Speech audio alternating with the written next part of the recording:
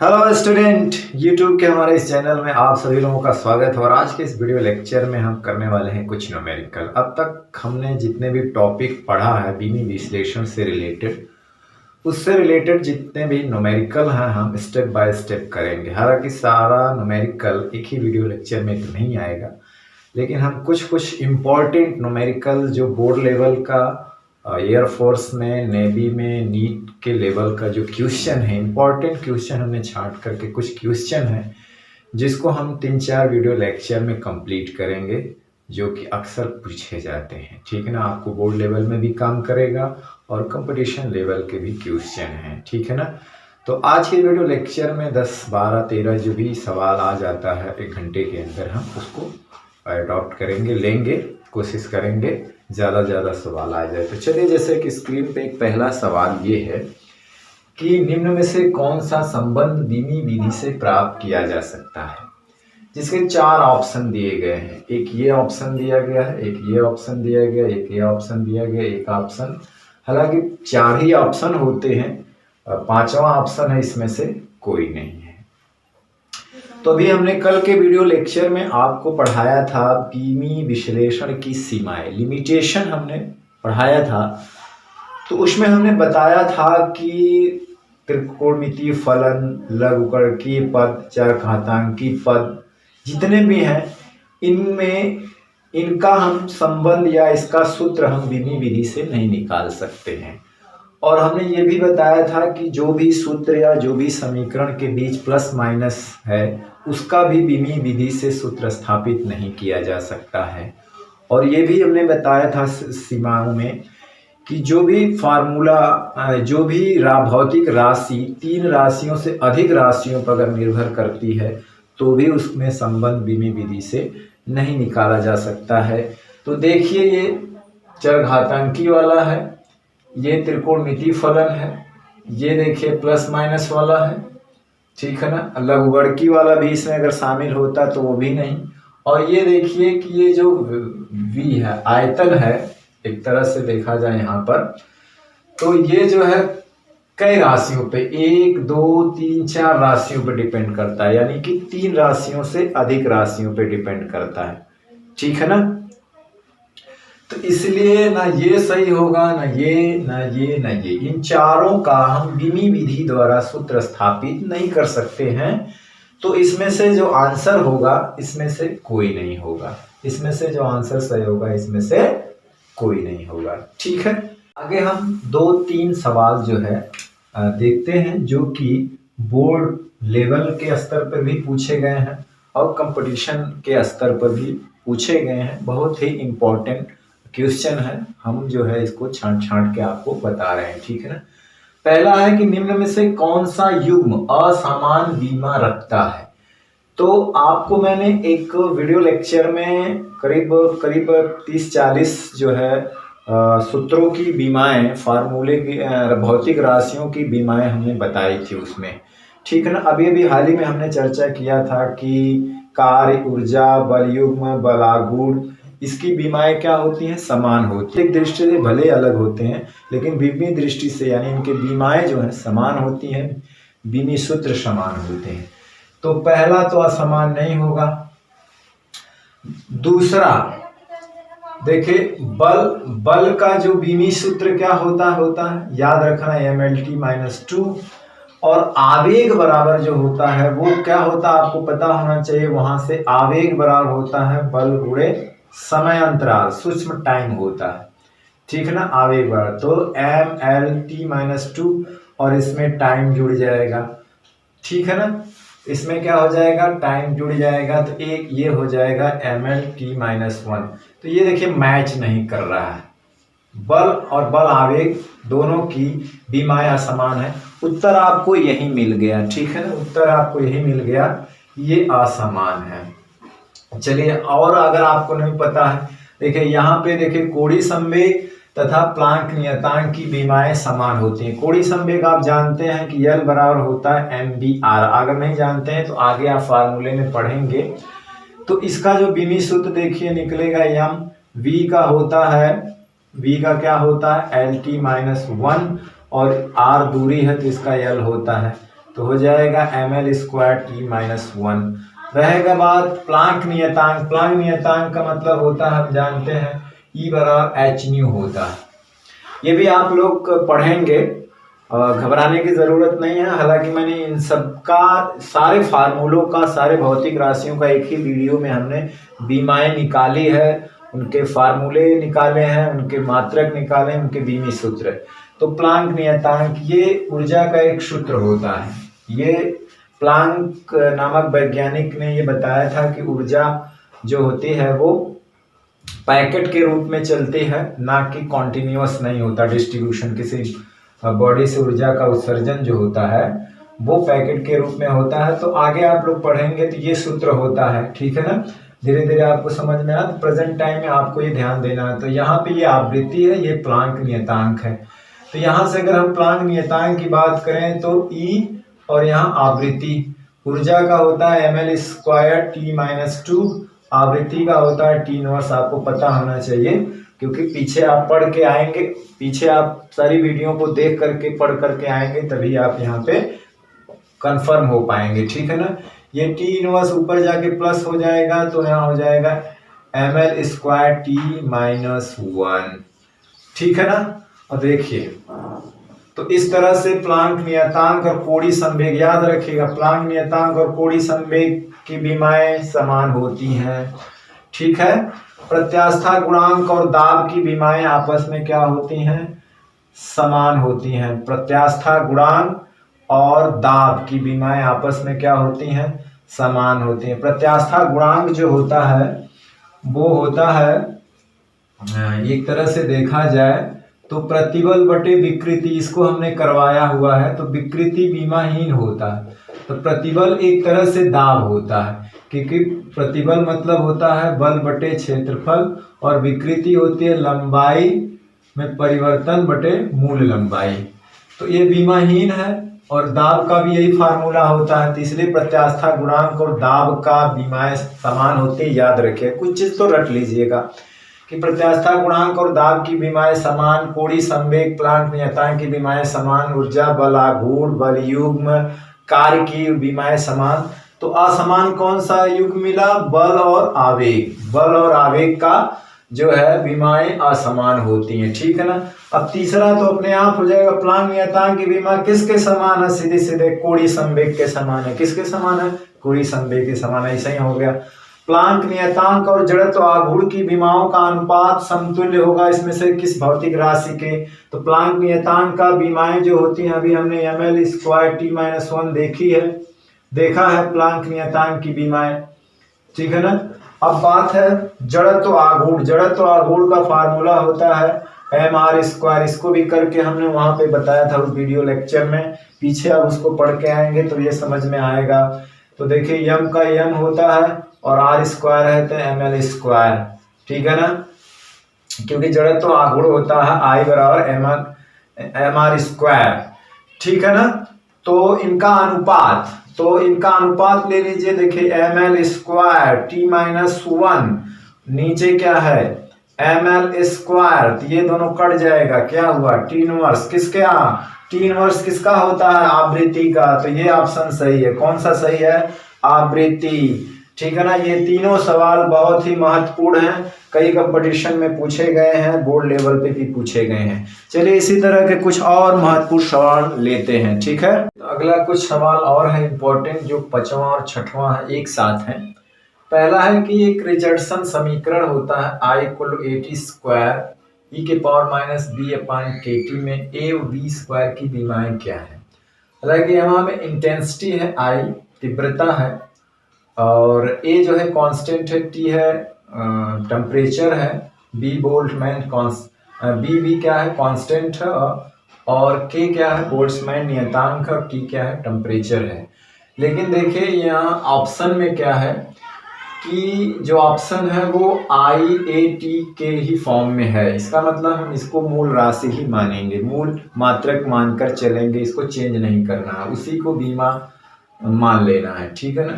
तो हम पहले निकालेंगे a का बीमी सूत्र और b² का बीमी सूत्र और गुणा कर देंगे, ठीक है ना। तो चलिए एक सवाल और है, तो चलिए यहाँ पर देख सकते हैं कि ये क्या है, एक्सपोनेंशियल फॉर्म टर्म है। एक्सपोनेंशियल टर्म क्या होता है, बीमाहीन होता, उसकी पावर भी क्या होती है, बीमाहीन होती है। तो कहने का मतलब ये हम मान सकते हैं कि B/KT का बीमीय सूत्र क्या होगा, बीमीय सूत्र हो जाएगा M0L0T0, ठीक है ना, एक रूप से। तो हमें किस फॉर्म में लेना, IK के फॉर्म में, IK तो KK के फॉर्म में रहेगा, TT के फॉर्म में रहेगा, AA के, और I के ही फॉर्म में रहेगा, ठीक है ना। तो यहाँ से हमें B का चाहिए, तो B यहाँ पे निकाल लीजिए। देखिए यहाँ पे KT उधर जा करके गुणा हो जाएगा, तो इधर क्या हो जाएगा, M0L0T0, और इधर हो जाएगा KT, यानी इसी फॉर्म में रखना है क्योंकि हमारा ऑप्शन भी इसी फॉर्म में है। तो B की बीमा सूत्र देखा जाए तो ये बीमाहीन है, तो क्या हो जाएगा, KT, ठीक है ना। अब हमें B स्क्वायर का चाहिए, तो B स्क्वायर तो हो जाएगा क्या, K² हो जाएगा। अब देखिए ये तो बीमाहीन है, तो I का जो बीमीय सूत्र होगा वो इसके बीमीय सूत्र के बराबर होगा, तो वहीं से हमें A का मिल जाएगा। तो I का बीमीय सूत्र बराबर होगा A का बीमीय सूत्र और T² का बीमीय सूत्र। तो हमें A का बीमीय सूत्र चाहिए, तो यहाँ पे क्या हो जाएगा, I/T² का बीमीय सूत्र मिल गया। अब AB² का चाहिए, AB² का चाहिए तो उनका गुणा कर दीजिए। यहाँ पे B², A का क्या है, I/T² है, और यहाँ पे क्या है, ये K²T², कैंसिल हो गया, मिला क्या, IK²। तो कौन सा मैच हो रहा है, IK², यानी कि ऑप्शन सी सही है, ऑप्शन सी सही है। कौन सा ऑप्शन सही है, सी सही है, ठीक है ना। उसी तरह से एक नीचे सवाल दिया हुआ है, उसको भी देखते हैं क्या है। कह रहे हैं त्वरण वेग तथा लंबाई की बीमाएं दे रखा है। बीमाएं का मतलब क्या, बीमीय सूत्र दे रखा है, ठीक है ना। त्वरण का बीमीय सूत्र इस फॉर्म में है, वेग का बीमीय सूत्र इस फॉर्म में है, लंबाई का इस फॉर्म में है। तो घर्षण गुणांक का बीमीय सूत्र क्या होगा, तो आप लोग घर्षण गुणांक का फार्मूला नहीं जानते। घर्षण गुणांक को म्यू से प्रदर्शित करते हैं और इसका फार्मूला होता है V²/RG, जहां पे G गुरुत्वीय त्वरण है, R क्या है, दूरी है, और V क्या है, वेग है, और ये घर्षण गुणांक है। तो घर्षण गुणांक का बीमीय सूत्र देखना है, घर्षण गुणांक का क्या देखना है, बीमीय सूत्र। तो घर्षण गुणांक का बीमीय सूत्र देखिए। अब वेग का बीमीय सूत्र दे रखा है, ये है, क्या है, अल्फा बीटा इनवर्स के पावर 2 हो जाएगा, और यहाँ R लंबाई का क्या दिया है, अल्फा गामा, ये हो जाएगा। और G का G त्वरण है, तो त्वरण का क्या हो जाएगा, अल्फा बीटा के पावर -2। इसे को आप सॉल्व कर लीजिए। देखिए यहाँ पे हो जाएगा अल्फा² बीटा का पावर -2 हो जाएगा, और यहाँ पे देखिए अल्फा आई है, अल्फा² हो जाएगा, और बीच में गामा रहेगा और बीटा के पावर -2 रहेगा। तो देखिए ये चीज कैंसिल हो जाएगी, गामा ऊपर जाएगा तो गामा इनवर्स हो जाएगा।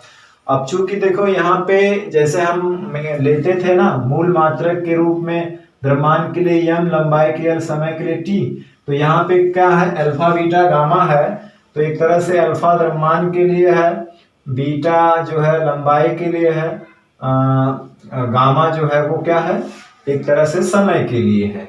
अल्फा बीटा ये मूल मात्रक का रोल निभा रहे हैं। तो ये अब मैच करानी है, तो जिसमें गामा इनवर्स है उसको या इसको शुद्ध रूप में लिखे, तो अल्फा 0 बीटा 0 गामा इनवर्स, ठीक है ना। तो ये देखे ना, ये जो पावर्स है उसकी बीमाएं हैं, और ये क्या है, बीमीय सूत्र। तो ये ऑप्शन कौन सा सही है, ये वाला डी ऑप्शन सही है। कौन सा ऑप्शन सही है, डी वाला ऑप्शन सही है, ठीक है। तो ये बहुत बहुत महत्वपूर्ण प्रश्न है जो कि बोर्ड में भी पूछे जा सकते हैं, और ज्यादातर इसको कंपटीशन में पूछा गया है और पूछे जाएंगे और पूछे जाते हैं, ठीक है ना।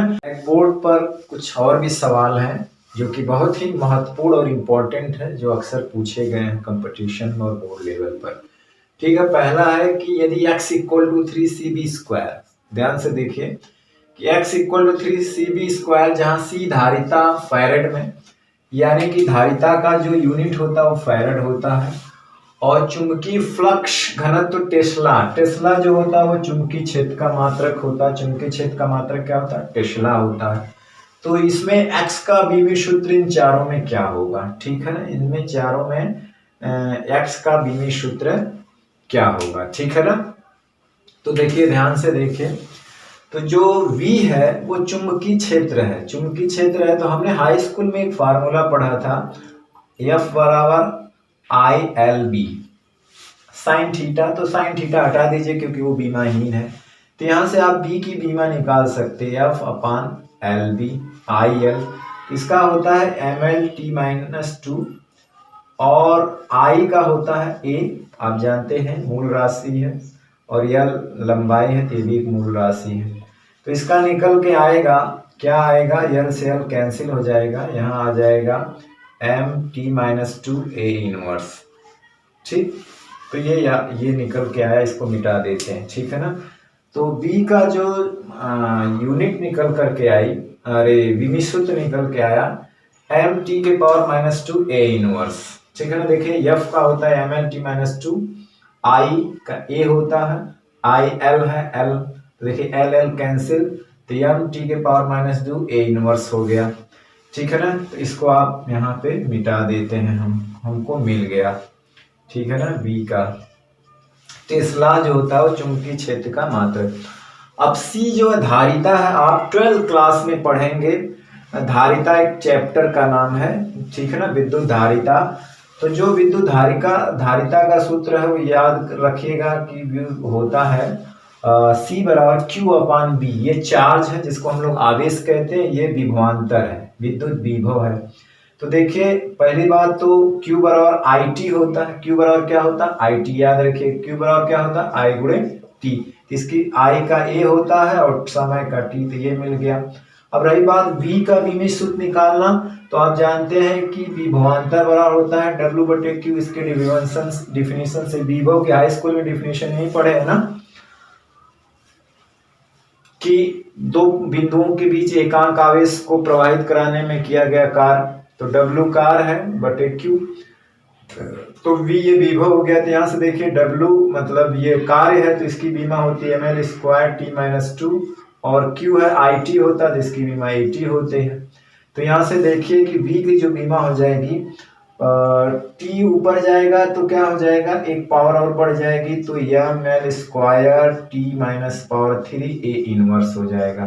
तो ये तो होगा V की यूनिट बीमा, क्या हो जाएगी? V की बीमा। अब देखिए, हम इसको मिटाते हैं, हमें V की भी मिल गई।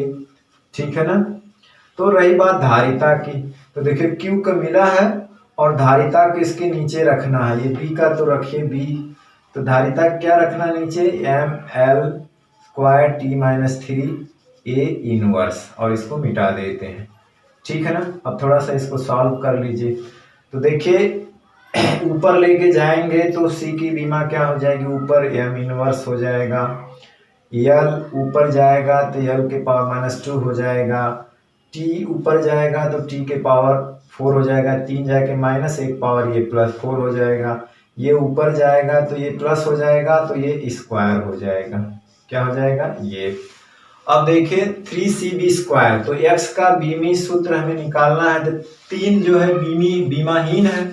c का बीमी सूत्र हमने अभी निकाला है, m इनवर्स l के पावर -2 t के पावर 4 a का स्क्वायर, और यहाँ पे b², तो b का हमने निकाला है। तो यहाँ पे अगर हम b² करेंगे तो ये स्क्वायर हो जाएगा, तो सब पे वो यहाँ पे देखा जाए तो m² हो जाएगा, t के पावर -4 हो जाएगा, और a का पावर -2 हो जाएगा। अब इसको थोड़ा सा सॉल्व कर लीजिए। देखिए, यहाँ m² है और यहाँ भी m के पावर -1 घात है, तो m दो में से एक घात घट जाएगी तो m बचेगा। अब देखिए, ये l का पावर -2 तो है ही है, क्योंकि इधर l है ही नहीं। देखिए, t का पावर -4, t के पावर -4 कैंसिल हो जाएंगे। अब देखिए, ये भी क्या हो जाएगा? कैंसिल हो जाएगा। तो यही चीज इसमें बचता है। ठीक है ना। तो x की जो बीमा आती है वो m l के पावर -2। ठीक है ना। देखो ये, तो देखिए एम एल के पावर -2, तो ये ऑप्शन हमको मिल गया क्या, एम एल के पावर -2, तो ये ऑप्शन आपका सही हो गया। ठीक, तो इस तरह से ये सूत्र धारिता का Q/V याद रखिएगा, और V का निकालना है तो ये सूत्र याद रखिएगा IL होता है। ठीक है ना, फिर उसमें इसका गुणा करके निकाल लेना। ठीक, तो इसको आप स्क्रीनशॉट भी ले सकते हैं ये फार्मूला के लिए। ठीक है ना, चलिए अब हम इसके दूसरे सवाल पे आते हैं। दूसरा सवाल क्या है, ठीक, अगला सवाल हमारा है कि एंट्रॉपी का बीमी सूत्र इसमें से क्या होगा। एंट्रॉपी का बीमी सूत्र क्या होगा, सवाल में यही दिया है कि एंट्रॉपी का बीमी सूत्र क्या होगा, मोस्ट इंपॉर्टेंट क्वेश्चन है। तो देखिए एंट्रॉपी बराबर जो होता है ऊष्मीय ऊर्जा, याद रखिएगा ऊष्मीय ऊर्जा अपान ताप होता है। हालांकि इस चीज को शायद मैंने उस जगह डिस्कस किया होगा, या आपके पास अगर बुक होगी तो उसमें सारा चीज दिया होगा, करीब 40 से 50 तक के भौतिक राशियों का बीमी सूत्र दिया होगा। तो आप अगर फार्मूला आपके पास याद है तो आप निकाल सकते हैं। तो उसमें ऊर्जा अपान ताप यानी कि Q/T ऊर्जा है, तो ऊर्जा का होता है mL²T-2, और ताप का तो होता है थीटा। ठीक है ना, ताप का क्या होता है थीटा। तो इस तरह से इसका बीमी सूत्र क्या हो जाएगा, mL²T-2 थीटा इनवर्स। अब देखिए मैच कराइए, mL²T-2 थीटा इनवर्स, यानी कि डी वाला ऑप्शन सही है। कौन सा ऑप्शन सही है, तो ये एंट्रॉपी बराबर ये होता है, याद रखेगा एंट्रॉपी। ठीक है ना, एंट्रॉपी बराबर ऊष्मीय ऊर्जा बटे ताप, यानी इसी को कहते हैं ΔQ/T।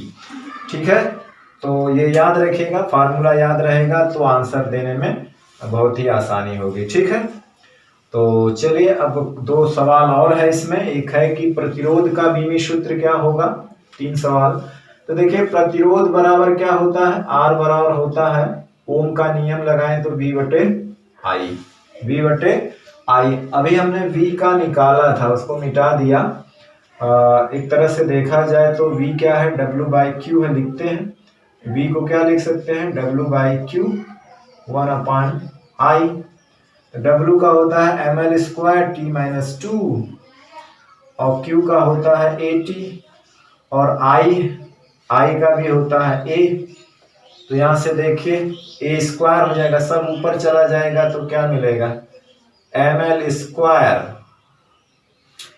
और ये T ऊपर जाएगा, एक पावर माइनस हो जाएगी तो T के पावर -3, और ये A² है तो A के पावर -2, ये हो जाएगा। ठीक है ना, याद रखना।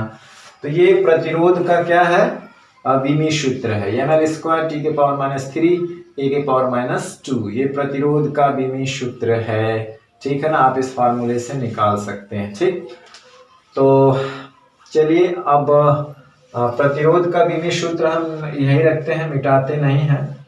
ठीक है ना, एक महत्वपूर्ण क्वेश्चन और देखते हैं दो। एक ये है कि यदि C और R क्रमशः धारिता और प्रतिरोध को प्रदर्शित करते हैं तो CR की बीमा क्या होगी, CR की बीमाएं क्या होगी। तो देखिए R का तो बीमी सूत्र हमको मिल गया, अभी धारिता का हमने निकाला था। धारिता बराबर होता है Q/V, Q का ET होता है, और इसको हम लिख सकते हैं W/Q, तो W का होता है mL²T-2, और इसका होता है बटे AT। तो AT ऊपर जाएगा तो ये स्क्वायर हो जाएगा, और T² हो जाएगा, नीचे क्या है mL²T⁻²। तो यहाँ से देखिए, और ये ऊपर जाएगा तो T के पावर 4 हो जाएगा। V को हम W/Q, Q को हालांकि ये तो Q² हो जाएगा ना वही, तो इसको हम क्या लिख सकते हैं, यहाँ पर देखिए ये ऊपर जाएंगे तो m इनवर्स L के पावर -2, ये T के पावर 4 हो जाएगा, और A² हो जाएगा। ठीक है ना, अब यही चीज है यहाँ पर देखिए, तो आप हमें क्या निकालना है, CR की बीमाएं, CR की बीमा क्या होगी। ठीक है ना, तो यहाँ पे यहीं पे देखें, ये है C की m इनवर्स एल के पावर -2 टी के पावर 4 ए स्क्वायर और साथ में यह है एम एल स्क्वायर टी -3 ए के पावर -2। तो देखिए यम इनवर्स है, ये यम है कैंसिल हो जाएगा, ये भी कैंसिल हो जाएगा और ये भी अपोजिट है कैंसिल हो गया। 4 में से 1 पावर मिलेगी तो क्या मिलेगा, सिर्फ टी, या इसको हम शुद्ध रूप में लिखें तो M0L0T। तो ये हो जाएगा CR की विमाएं, यानी कि आवर्तकाल की विमाओं के बराबर होता है, आवर्तकाल की विमाओं के बराबर होता है। ठीक है, अब बात आती है विद्युतशीलता की विमाएं। अभी तो ये सिंपल सवाल है, अभी मजेदार सवाल और भी आगे 2-3 वीडियो में हम लेके आएंगे। खूबसूरत सवाल जो कि कंपटीशन लेवल में आपके जैसे एयरफोर्स, नेवी, नीट, जेई में भी पूछ सकते हैं। ठीक है ना। अब जैसे कि वो आएंगे सवाल, बहुत अच्छे सवाल आएंगे। जैसे कि आप देखिए यहाँ पे विद्युतशीलता, जो कि माध्यम की विद्युतशीलता जो होती है, एक चुंबकशीलता होती है और एक विद्युतशीलता होती है, जो कि माध्यम के गुण को प्रदर्शित करती है। ठीक है ना। आगे जब सेकेंड ईयर में आप जो विद्युत आवेश तथा विद्युत क्षेत्र पढ़ेंगे तो उसमें आएगा। तो एक जो कूलाम का नियम है 1/4πε0, तो यही निर्वात की विद्युतशीलता है। कोई भी विद्युतशीलता हो उसका जो बीमी सूत्र तो यही होगा Q1 Q2/r²। इस फार्मूले को याद रखिए, ये कूलाम के नियम से कूलम फोर्स होता है। तो यहाँ से देखिए, अगर हम ε0 की बात करें, अगर इसकी बीमा की बात करें तो इसको यहीं पे रखिए। ये तो 1/4π का बीमाहीन है, ये हो जाएगा F और इधर r² और इधर हो जाएगा Q1 Q2। ठीक है ना भाई। नहीं, ये सॉरी, ये इसके स्थान पे जाएगा तो ऊपर Q1 Q2 रहेगा। आप मात्रक से भी निकाल सकते हैं, अगर इसका मात्रक पता है तो F और r²। तो Q1 का अगर देखा जाए तो Q चार्ज है, 80 होगा तो A²T² हो जाएगा एक तरह से, और वहाँ पर MLT-2 फोर्स का होता है और ये L² हो जाएगा। अब इसको ऊपर लेके जाएंगे तो M इनवर्स और L³ हो जाएगा और T ऊपर जाएगा तो उसका पावर 4 हो जाएगा और A² है ही है। तो ये हो जाएगा बीमा किसकी, विद्युतशीलता की, जिसे हम लोग निर्वात की विद्युतशीलता करते हैं। ये विद्युतीय गुण होता है, माध्यम का क्या होता है, विद्युतीय गुण प्रदर्शित करता है। ठीक है ना, कि किसी माध्यम में चार्ज के बीच कितना फोर्स लगेगा ये डिसाइड करता है। ठीक है ना। तो हम उस चैप्टर को हम लोग सेकेंड ईयर में पढ़ेंगे, विद्युतशीलता, जो पहले ही चैप्टर में है। ठीक है। तो इस तरह से विद्युतशीलता की बीमाएं ये होती हैं, आप आराम से निकाल सकते हैं। ठीक है। तो आज हमने कुछ 10-11 सवालों के बारे में चर्चा किया। तो वीडियो हम सोच रहे हैं कि लंबा ना बने, छोटा वीडियो है, तो आप इनको गौर से इस पे प्रैक्टिस करिए। कम तरह से जो है प्रैक्टिस सेट है।